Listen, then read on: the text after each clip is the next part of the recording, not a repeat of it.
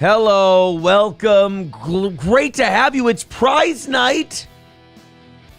Everyone's excited about prize night. I got the $100 members only drawing. All the members are automatically entered for $100 tonight. I did check back on our records. The other two were claimed from last month. So sorry, we won't be doing two of those tonight, but in an hour we'll do the $100 member. You do have time before all these drawings to become a member on the YouTube channel or, become a VIP, but that's a big one. And then, of course, we have the $250 drawing tonight or a VIP spot, whichever one you'd like. That's up to the person who wins it. $15 gets you extra entries into that. You also get 2 of our 5.5-inch vinyl stickers. 2 of those retail for $16. So the $15 you're throwing in automatically gets covered by the stickers that we give you, but you also get 1,000 extra entries into the $250 drawing at 9 o'clock. Now, here's the fun thing.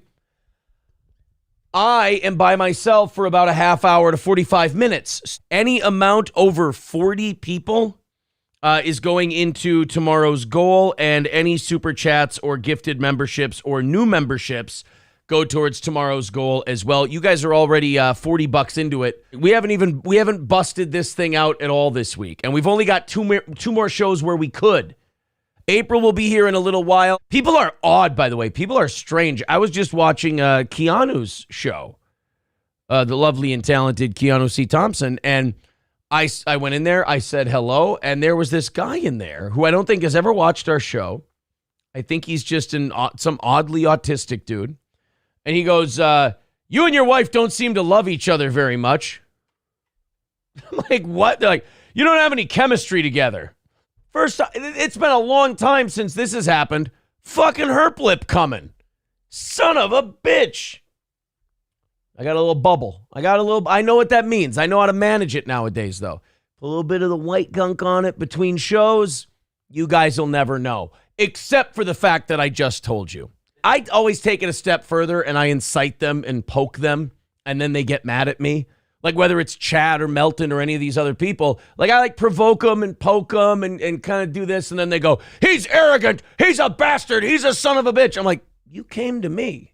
Like, yes, of course I'm going to taunt you and tease you and kind of goochie goo, tickle your chubby little baby fat cheeks, and then you can't get more angry with me because then I just coochie goo a little more with my herp lip, and then you catch my disease. Us having friends seems to be a big trigger for them.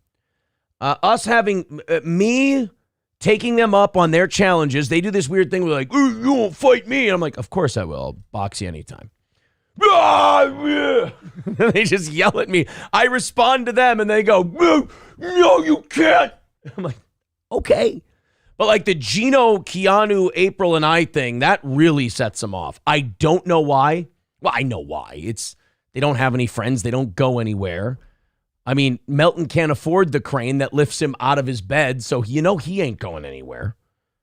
So these guys they don't have people in their lives where they can go do this fun stuff with, so they have to yell and shout at the people who do, because you know where it's coming from. You know it's projecting the shortcomings onto other people. And then I always go a step further and I poke and prod and, taunt and tease just, for wasting my time. And then they go, he's arrogant. They kind of do this thing where they like tap you on the shoulder obnoxiously. And you go, stop tapping me on the shoulder. And then they go, hey. And then you turn around, you elbow them and you go, fuck off. And they go, did you see that? He hit me. He's a dick. Like, it didn't have to be this way, Sonny Jim. It didn't have to be this way. I had a blast with Geno and Keanu. It was just it was a great time. I love when Fatty Melton lies to people, which is every time he opens his mouth, and then I get to correct it. I like to see who the honest people are who go, oh, holy shit, that guy's a fat liar, and how many other people go, I'm just ignoring what you said because it wasn't what I wanted to hear. Just asking, but why have you ghosted Patrick about the boxing match? He texted and called you. Eat, pray, love. If you believe that, you're out of your mind. He doesn't, I don't know what his number is. He doesn't have mine. I've never gotten a text. I've never been called. I promise you. I mean, that is about the craziest, dumbest shit I've ever heard. Buddy, you're being lied to. I'm sorry. Yeah, he's another guy who like just kind of started shit. And then I went, haha, you're silly. And then he went, you're an arrogant piece of shit. And I'm like, I mean, you kind of started the whole thing and I just giggled at you. Sorry to set you off there, pal. Maybe decaf. Maybe less drugs, allegedly. I don't know. Sage says, yeah, Aaron, why won't you let Zero Dark Tooney be your booking agent for this fight? I already had one. I mean, I said I would do it first. Then Melton said, oh, I'm broke. You need to pay for me. And I'm like, no, get your ass down here and just do the thing, you chicken shit. And then he goes, oh, see, he's running away. I'm like, come on, don't be a baby. He's just a big baby. He wishes he were a smarter, like, tactician than he is. And then when it falls apart on him, he just goes to people who hate my show and goes, oh, no, he did this. You're like, oh, sweetie, hush. Just hush, sweetie. Am I in your head that much? It can't be that bad. Although, it makes sense. I have to put myself in his shoes. He has nothing to do all day. So I bet I really am kicking around in there 24 hours a day, 7 days a week. Ugh. Sounds awful. I'm like, dude, as far as I'm concerned, you asked me a question. I answered it. Conversation over. He's like, you're a dick. I'm like, I guess I'm a dick. Patrick Pewterschmidt says the onion is a very thin-skinned vegetable. That's true. He is. But he is funny to kind of poke and prod at because he doesn't take much to set him off. Geno, Keanu, April, and I going to a football game made him lose his shit. Like I said, doesn't take much. Paul R. Nelson says, do you really believe that there's video proof of him saying yes to your challenge and you backed down? No, of course that's not what happened. Of course I said, dude, I'll do it. Let's get you out here. And then he goes, oh, see, he said he'd pay. And I'm like, no, I said, let's get you out here. That's a common phrase, shithead. I don't have any money. I need him to pay. I'm not paying for 3 airplane seats. That's financially irresponsible. I have children. I can't be paying for a whale to partake in flight. Are you insane? And then I even said, hey, fly down here after the fight's over. I'll reimburse you for the ticket. Wouldn't do that either. So yeah, no, he hasn't contacted me at all. He definitely lives in a fantasy world because if you had to be him all day, you'd want to pretend it was something else too. I get it. I understand. $15 gets you 2 of our steel toe stickers and 1,000 extra entries into our drawing. You're just being a contrarian for the sake of it because you're not dumb. So I think you're probably just being a little silly. That's all. Sid says, Aaron has literally said he would fight 50 times. What the fuck is wrong with you? That's exactly it. You could literally come to the downtown St. Cloud boxing gym any Thursday night. I'm in there boxing at least 10 rounds a night. But you got to have kind of a sick love of me to say, oh, I hate him, but you're watching and you're clipping and doing all of that. So I think they want me to be afraid. But why would I when I know I could manhandle this person? Probably injure them very badly because they're badly out of shape. I mean, really would be holding Patrick's life in my hands if he stepped in a ring with me. I would be in more control of his life than he is at that very moment. And I think a lot of those people don't want to hear me say yes. So they try to put an asterisk next to it because their guy's a chicken shit. He really doesn't have a show. He just kind of watches people he's angry at. I think there's a rule that if you get crushed and defeated by Red Bar like he did, see, like we spun out of the Red Bar thing, hit him back, and then he left us alone. That's how you handle Mike. But once you get destroyed by him, it's like being a zombie. Like he got bitten by a zombie, so then he had to try and become one, but he's not talented, is the problem. I'm like, all right, guys, I'll keep laughing at you. I'll keep sitting back here waiting, and he can catch that ass whooping anytime he wants.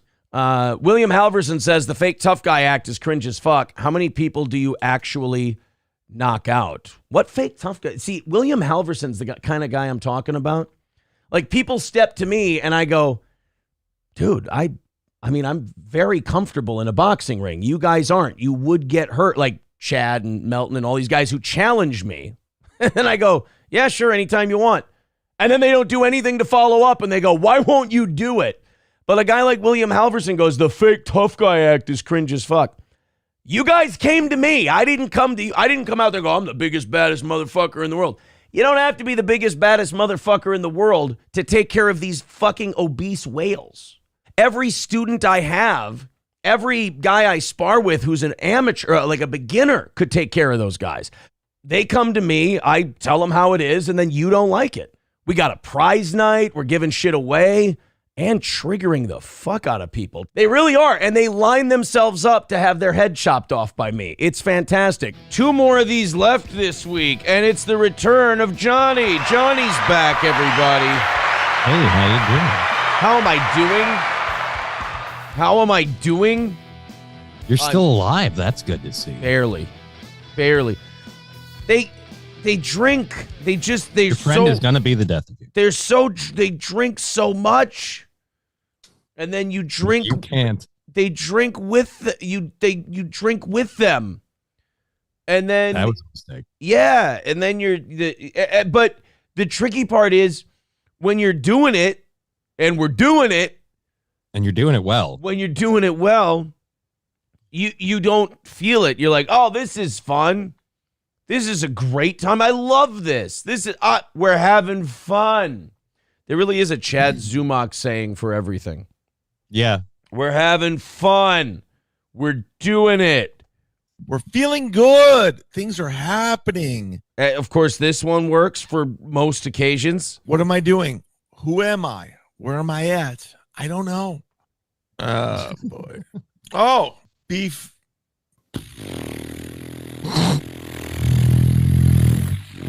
That one works well, too. When you're doing it, you don't feel tired and wiped out and all of that and beat up. And then you keep doing it, and then you stop doing it, and then it's the day, like you drop them off at the airport, and that's like an hour and a half after you had your last beer. And then from that moment on, the last 3 days start catching up with you. And like I can tell today is going to be another one where I'm like, you know what? Just take it easy. Just, stay down. Just give it some time to rest. I mean, they left me and April and I with just feelings of exhaustion, tiredness, and I got a fucking herp lip. That's what happens when you make out with Geno. It's the grease. It's the grease and the olive oil and the garlic. Best part of Biscontes is the grease. I feel tired again today. I feel a little wiped out, but we're feeling good. We're feeling good. Things are happening. It's absolutely true. Looking forward to today's show. Johnny is back. Cannot thank Johnny enough for his generosity with his time. It's kind of one of those, it's a double-edged sword, which Louis C.K. once pointed out. All swords are double-edged swords. Even single-edged swords are a double-edged sword, because there's on one end of it, you can hurt somebody, but on the other end, you couldn't, and then that would be a detriment to what you're trying to do. So the term double-edged sword is stupid. But at any rate, on one hand, Johnny didn't get to do Monday and Tuesday this week. On the other hand, Johnny hasn't had to get up at 5:30 in the morning for over a week now. So yeah, it's been great. That's got to be nice, right? What's that dude, like? Sleeping in's been awesome. Like I get up and then I tune into the show when I get up, and then I got my stuff to do, and I go do my stuff, and it's just. Thank you for saying you didn't turn the show on, and then I turned the show on, and I'd fall right back to sleep. It was great. No. I wouldn't turn the show on right when it started, but that's because I would be asleep, and then I'd get up and I'd turn the show on. Get up, turn the show on, do your stuff.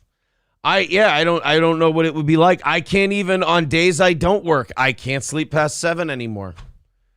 Well, I didn't sleep in that late. I slept in till about 7:30. Oh, you hear that? Everybody who sleeps in past 7:30, you're all a bunch of lazy bastards, according to Johnny. Oh, I didn't sleep in. I didn't sleep in past that. I didn't sleep that late. I mean, what am I, a bum? No, It's fine. I'm lashing out of exhaustion. What's a guy to do? But we've got a great show planned for today. Plenty of things to talk about and plenty of places to go with you. And I promise that today I'm going to get back to putting clips up. I have got all the shows up from this week on Patreon. I'll get the prize night from last night up today. I'll get this morning's show up today. But I got a few clips from the last week that I'll be able to put up. I promise. Producer Robert says Charlie called into Keanu cast last night. Producer Robert, could you do me a big favor? Could you give me a timestamp on that? I have the link. I'm good there. Give me the timestamp on Charlie calling into Keanu cast, and let's see how Keanu handled it. Because I would love to hear what Charlie had to say about Keanu and Geno and probably me and everybody else. I would die to hear that. Yesterday morning, thank you guys very much for that. We have not used this all week. So I am very excited to hopefully get that 280 knocked out before 9:55 this morning, do a good show for you, and not after. We have literally, I can smell the finish line. We have 2 shows left to do this week. And with 2 shows left, we have not brought this offering plate out. If we do, or if we don't have to, the next 2 shows, that's a big week. So, well, I mean, Johnny does great. April does great. What do you want from me? Corey's driving RVs all the way across the country. Oz is moving into a new house and getting his health back in order. He can't even drive here in the morning anymore. He's not allowed to drive at night. Corey pops up every once in a while. Now that was a bummer. Now that just bummed me out. Vidam because now it makes me feel like, Vidam here is telling me, Aaron, your show's not good anymore. Aaron, it's just not, all right, let's go to Keanu Cast on YouTube. Of course, Keanu C. Thompson, fiance of Geno Biscontes somehow. Let's go ahead and check out last night's episode. About an hour and 6 hours and 58 minutes. Jesus Christ. Where does she have the energy for that? No offense. So she flew back from here? Geno was wrapped up in a blanket the whole time. He was asleep. He was dead to the world. No wonder we took about a 50, 60 person hit last night. Keanu was on for hours. The way you do a good joke, Johnny, is you just make it longer and longer and longer and longer. Like some hack once said, brevity is the soul of wit. That guy's a fucking idiot. And if you know Keanu and you know Geno, you know that they've had enough dumpster fire train wreck relationships that they definitely know what they don't want. I'm sorry you're so unremarkable. Just please, don't kill yourself, all right? Goodness. See? That is the best way to say goodbye. I trained people to handle Charlie. She learned from your mistakes. But so I kind of taught her how to handle it, but we have to admit, she kind of took my blueprint and built on it.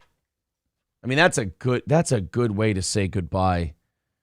Hobo chili recipe with $4.99 today. D-Rex says, Aaron, are you throwing up in your mouth a little bit? You look like you might be a little. I didn't think I looked that shitty.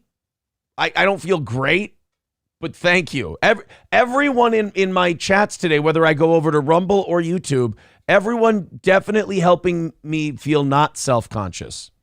Well, I can see your legs jumping pretty heavy, and I will be, if I may say, the boys are hanging down a little bit, so I can tell you're retaining just a little bit of water. Someone's gonna punch the shit out of you. You're gonna crumble like a fucking paper something. Yeah. But what? Yeah. I don't know. I fucked it up. Okay. How's that week off treating you? Hulkamash Baby says, for a guy that wants to ride Kumia's dick. Hey, enough about Geno and I. Says he's really making a bad impression on Kumia's underlings. Underlings? I've been upgraded? That's wonderful. I think you're going to see, I don't know what the changes are. I don't know what they look like, but I know that it's going to be something different because YouTube and Twitch and all these other places are going to get pressured by governments and shit like that. Call in hot water today, Charlie. Should I give him the Compound Media call-in number? Tuesday, you had your ladies coming out like the prize women on a game show. Yeah. Just freaking refilling your booze. And I'm just watching, like, every time they do it, I'm like, and there's a few more years off of Aaron's life. All right. Right. Like I said, I mean, today I've got heavy eyes, like as Johnny pointed out, heavy tits. I mean, just heavy everything. Again, we have not used the offering plate all week. Let's keep it on the bench. Hobo Chili with $1.99 says, also, did April say the N-word yet? Like the minute you got off the air last night. God, last night. Yeah, that Philadelphia thing. Well, I went to April and I went like this. And before I even got my finger fully extended to make the one, yeah, I mean, she was off and running. 1 in 5 of us, maybe if we cut back a little bit, we might be able to, blunt some of this bad news. But then again, you got to face more bad news and then you might drink more. So it's a vicious cycle. Soft Weekly says, you two crazy kids will still be together when I'm dead. That's not saying much. It could be tomorrow. Who knows? Well, but it's a win is a win. As long as we make it to your death. Right. Soft Weekly, as long as we're holding hands when you draw your last breath on this earth, I'm going to be a happy guy.